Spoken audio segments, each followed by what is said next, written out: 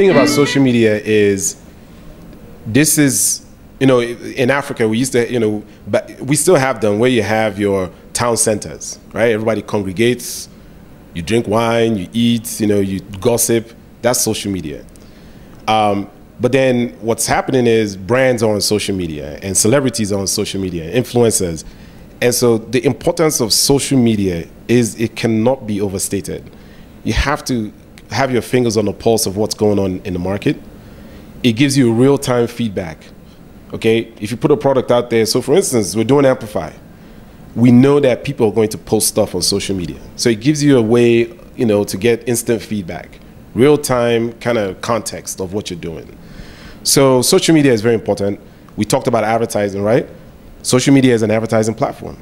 The reason Facebook and Twitter and Instagram are big the way they are big is because they are advertising platforms. And, you know, social media is a place where you have to be if you really want people to know who you are, why you are, and how you're doing what you're doing. So yes, it's very important. My journey. So my co-founder and we are what you would call expats of CNN. We both worked at CNN. I worked at Turner, where I led the mobile product management team there, which meant that any product that has to be on mobile, my team was kind of in front of making sure that happened. And so I've had a really interesting corporate career in the United States, where the focus was on just building excellent products that people could use. So if you use the CNN iPhone app, you know, my team was part of getting out there. In America, there's this thing called March Madness. It's a NCAA basketball. My team was part of the first app that was built for that, okay? So I've had some really great experiences. However, Africa has always been part of my DNA. I'm Nigerian, you know, by ancestry. I was born in the US, but I grew up in Nigeria. So Africa has been so interesting to me. So at Turner, I really didn't have the opportunity to do that, to really focus on Africa. And so when I left Turner in 2013, I started 1 or 2 businesses here and there. They didn't work out. And when I was just, you know, I put my hand on my head and I said, oh my God, you know, entrepreneurship is not working for me, I met Zane. And the rest is history. And that's entrepreneurship for you. You know, you never know. All you have to do is take that left or that right, or open this door, and before you know it, you're starting a business. So that's really my journey. I'm an engineer, I'm an MBA. I've done all kinds of things in my career, but this is where I was meant to be. You know, it's taken a long time, but this is where I'm meant to be.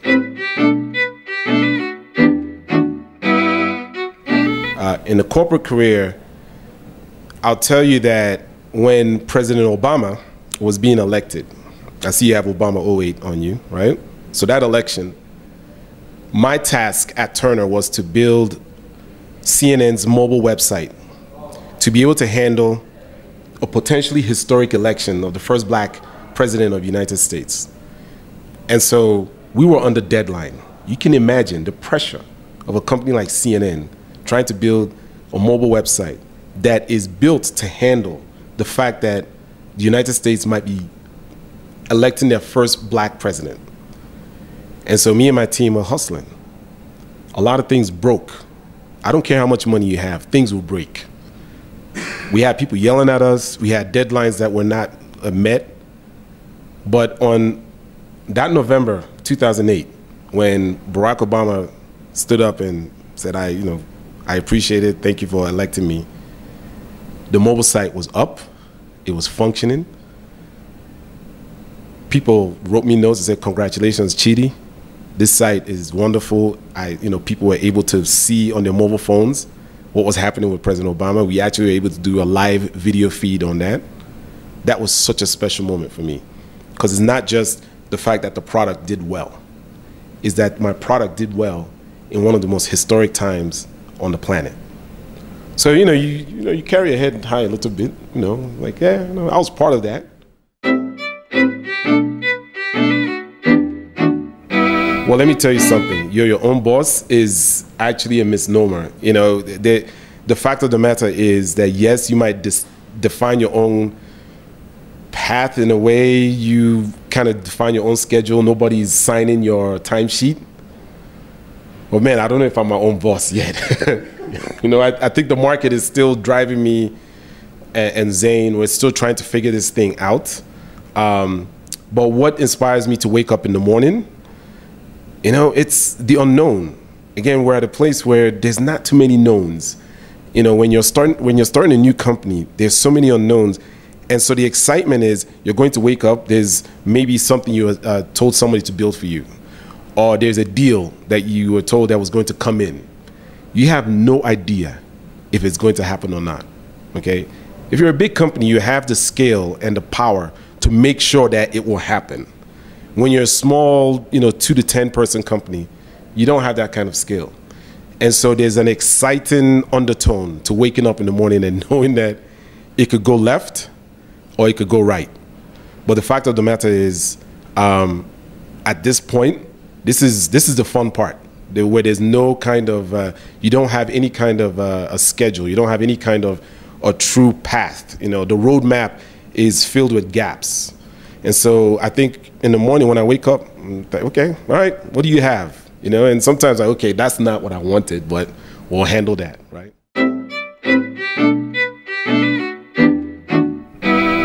Look, fear is, as I said, you wake up every morning and you don't know what's coming, right? Fear is sometimes, you know, you jump without a net. That's entrepreneurship.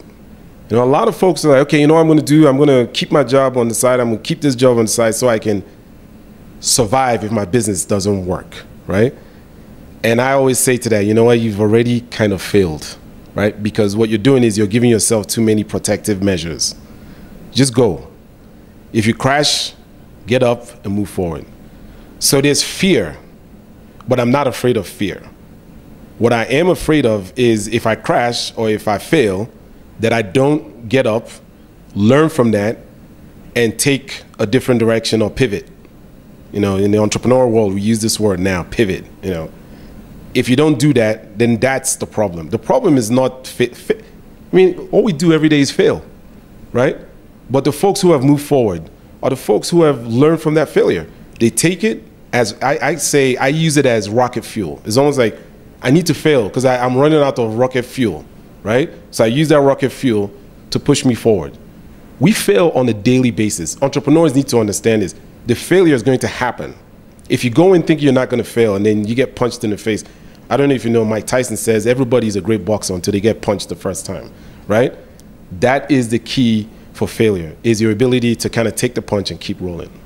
So yes, I do have failure as part of fear of failure is part of the system, but it's not, it doesn't drive me. It's, okay, how am I going to react to that? That is my thing. That is the way I look at it.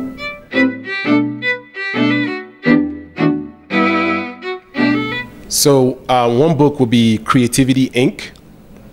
Creativity, Inc. was written by the president of this company called Pixar, Inc.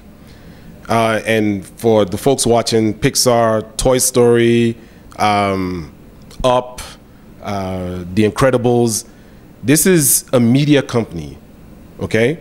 They don't call themselves a film company. They call themselves a media company. And they've been so successful. Every single movie they have done is a success. They've never had a flop before.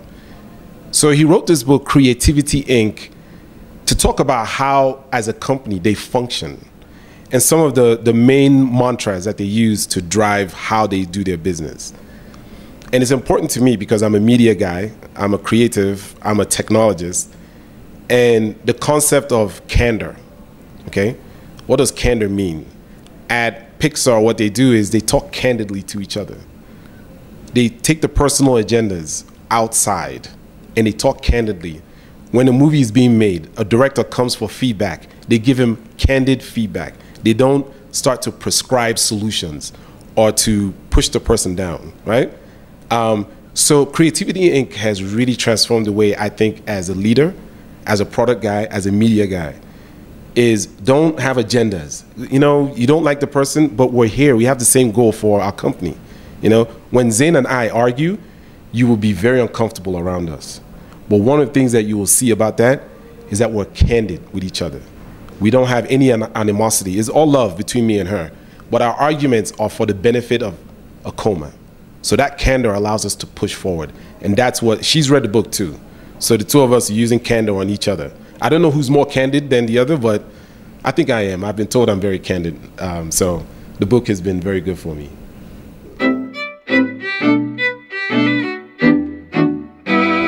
When I started doing entrepreneurship, my mother said, I don't understand why you're doing entrepreneurship. You know, you went to school, you went to some of the best schools, you have degrees that nobody can get easily. Why are you doing this? You know, why don't you just work for 2 more years and then you can do this, right? She didn't say that out of any malice. This is concern. You know, everybody wants to have a regular paycheck, right? So I would say my parents have been like that, but now that they see that there's some momentum, now they're supportive. They keep saying, keep going, keep pushing. You know, we've seen that you survived the harshest times when things looked really bad. And they're like, oh my God, why would you do that to yourself? But the fact that they saw me kind of go through it, experience it, not look back, now that encourages them. Okay, maybe there's something here. I do have, you know, young children. And because of that, I'm actually very good at balancing my time. What I don't do is work just to work. Do you understand what I'm saying? Oh, I'm going to go work for 5 hours because that's the time I've allotted for myself. I work when I work. When there's time, when there's stuff that I need to do, it will get done. When I need to chill with my family, I chill with my family. Go to my little girl, she plays football. She's not good yet, but she'll get good, I promise you, right? I go to her games. I watch her play. I try to practice with her. I like to watch movies, okay? I don't know, Zane, I don't know if she told you, but I try to introduce her to video games. I'm a gamer. So I have a PlayStation, I have an Xbox in my house. I will fire it up and play for 2 hours straight. That's how I keep myself grounded, okay? I go and I, you know, get the pressure valve and I release it. Because if you don't do that, it will catch up to you. You would get sick, or you would neglect your family, or you will neglect yourself, okay? So that's how I do it. I have all kinds, I ride bikes. I get on my bike and I ride 40, 50 miles. That's when I do my strategic planning meetings with myself, right? I'm by myself. When you're riding, it's such a, you know, running or riding, it's such a lonely thing. You get into your own head. You're cleaning out the cobwebs, right? So that's the way it works for me. And I would encourage any entrepreneur, if you find yourself where you're doing 90%, 95% just work, you have a problem. You do, and it will catch up to you. I don't care how successful you are. You need to bring it down a little bit. Give yourself the opportunity to excel.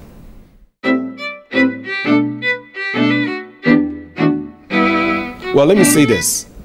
The media entrepreneur is probably the most important entrepreneur today for Africa. Because Africa, when you talk about media, creatives, storytelling, Africa now has her hand around her stories and is now taking control of those stories. So the entrepreneurs who are doing media and technology, providing the platforms for the media entrepreneurs, need to, I'll say, we are so important and we need to be supported. We need to support each other. You know, yes, we're competing for maybe brand, you know, deals and for creators, but at the end of the day, the ecosystem is large. It's growing, right? And so I am very excited. This is one of the most exciting places for me to be in.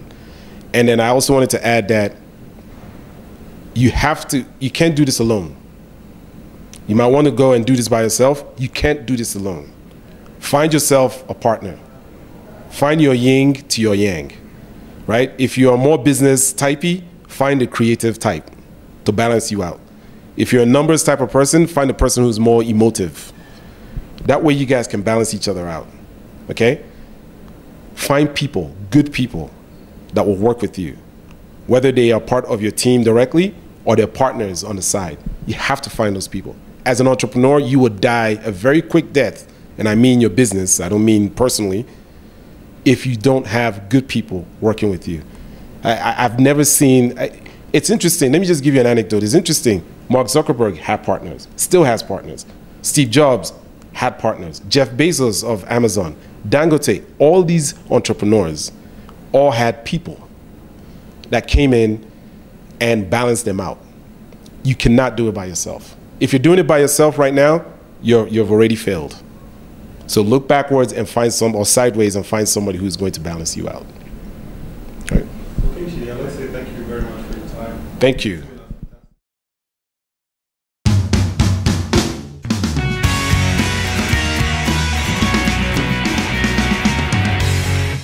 I appreciate it, and now that you mentioned hip hop, maybe I should go back to hip hop. I think there might be something there. Everybody can rhyme now, right? Thank you. Appreciate it.